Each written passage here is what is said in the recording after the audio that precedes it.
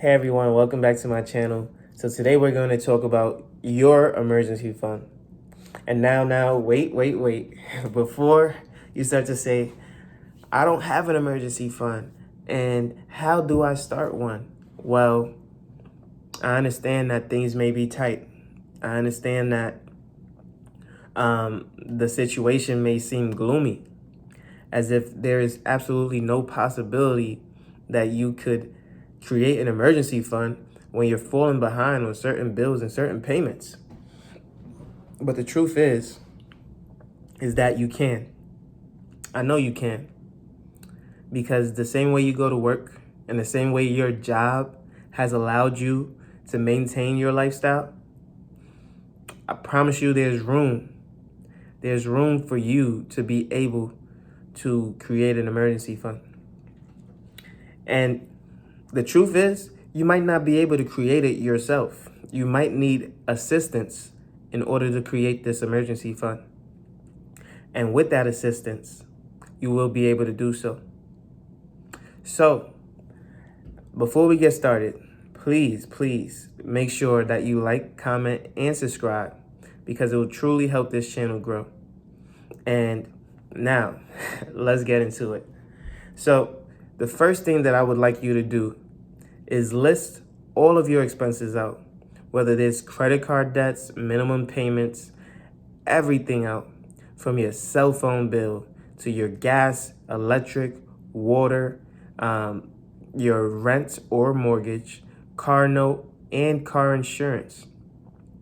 You see, I learned something myself as well. You see, I do pay my car insurance every 6 to 12 months. But a lot of my subscribers are going to be paying their car insurance monthly. So this payment is something that is reoccurring, and we have to account for that every single month. Another thing is that your phone bill isn't just going to be $40. A lot of you are also paying off the phone because the battery slowed down, or because you just need a new phone. Maybe it cracked, maybe it broke, maybe it got stolen, maybe it got lost. Some of your environments are different than the environments that other people are in. And so that may lead to an increase in theft and stealing. Taking all of that into account, we must understand where we're able to cut costs. So now that we've got our minimum credit card payments, our minimum student loan payments, our minimum HELOC personal loan and whatever payments, our minimum life expenses, again, gas, electric, utilities, whatever utilities you have, plus rent or mortgage. Once we have all of that listed down versus our take-home pay, you should be left with something at the end of the day. Now you're saying, yes, I have $800 left, but I still have to buy food. I still have to pay for gas. How do I break that down? Well, the next question is, how much do you spend every month on food? And then add an additional 20% to that. How much do you spend on gas every month? And then add another 25% to that. What you have left over and remaining, take 20% of that and put that in a savings account that you cannot touch. The other 80%, throw it towards your smallest debt. And continue to do it until you wiped off your smallest debt. And then the next one, and then the next one, and then the next one. Here's why I say that. What is going to increase after you've knocked off your smallest debt? You're going to have more money in that 20% going towards savings and that 80% going towards your debt. As that increases, your emergency fund is going to be growing. Your emergency fund is growing in a high interest savings account that is allowing you to grow more and more money. You see, So as you are now getting a better grasp on your savings, now as you're adding more towards your savings, you can now not have to utilize a credit card or other measures in order to get by. They're no longer things that were out of your control, but situations that you can handle. They're no longer a dire emergency, but just life expenses that occur to everyone. And you have to be able to handle those things. So this is why I don't just tell people to tackle your debt, tackle your debt, tackle your debt. You should also save, save, save, because that will allow your emergency to become a non-emergency. And then the habits that you would have built from my previous video, where we talk about how to utilize the people around you so that you're not paying for that AC repair $300.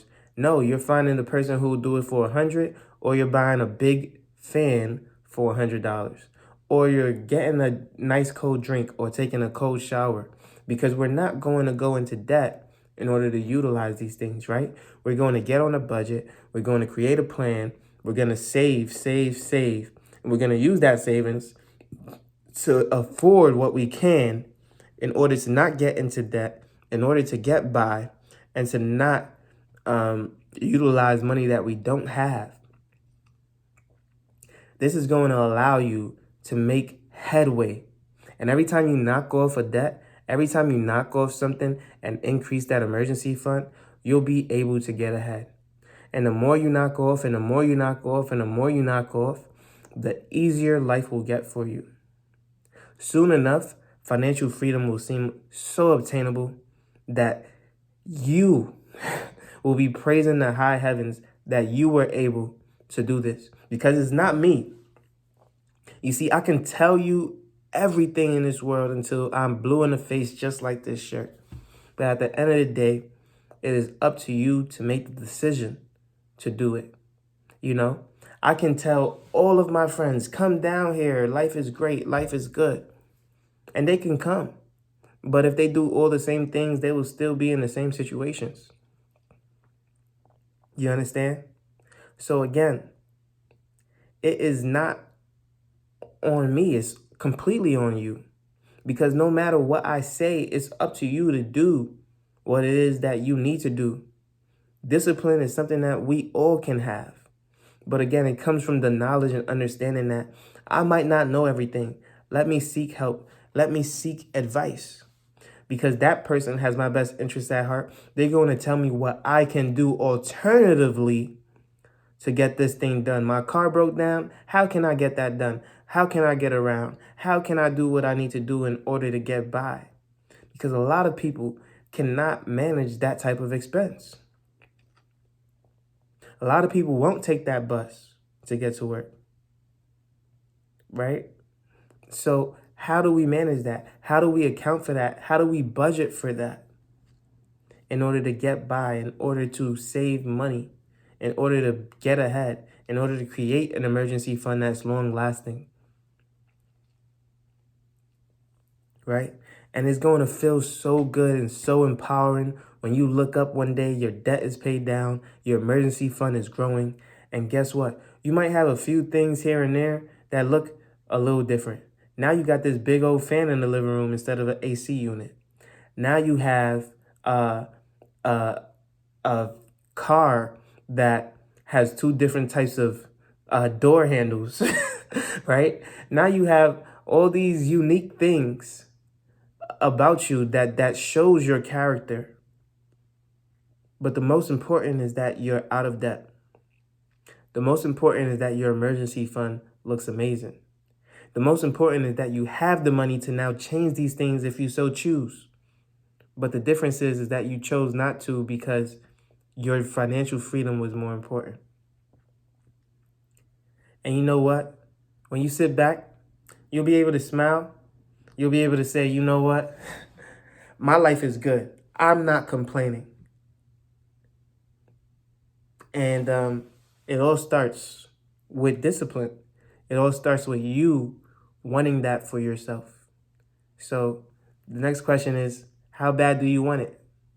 And how bad are you willing to go for it? It all starts with, again, creating that budget. And I say it all the time because it's so true. You can't get anywhere without starting to create that budget, right?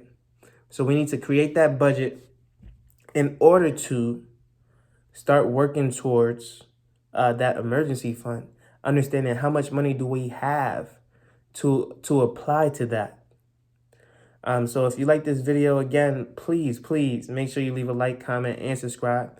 You know I post every single day at 8 a.m. daily on YouTube and Rumble, and I can't wait to see you on the next one. Peace.